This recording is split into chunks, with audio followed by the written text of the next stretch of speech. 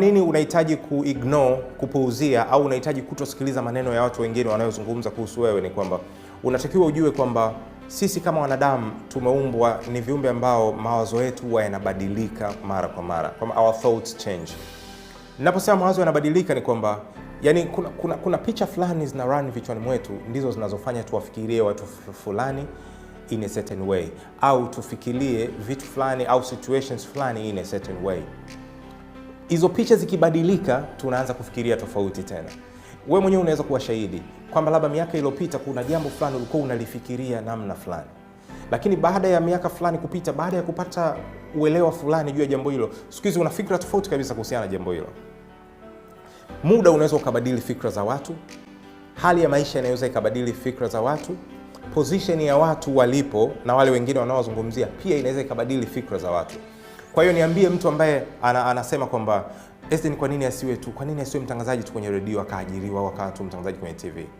Yeye ananiambia haya, anayaona haya kwa maono yake yeye, kwamba mimi nafikiri Esther akiajiriwa ndo atafanya vizuri zaidi, angekuwa mbali zaidi, angefika mbali zaidi kuliko hapa anajihangaisha tu sifa. You see, haya ni mawazo ya mtu mwingine, yeye anavyowaza.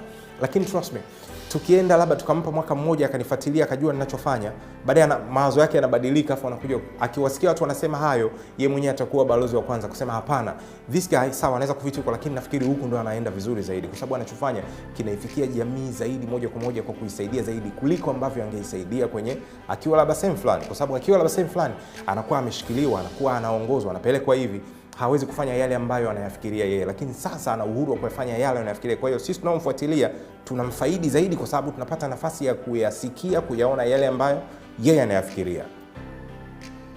Hiyo pointi ni muhimu sana. Mawazo ya watu yanabadilika. Kwa hiyo usishikike na mawazo ya watu wengine kwa kuona kwamba unahitaji labda kufuatilia au kusikiliza, kwa sababu kumbuka mawazo ya watu yanabadilika.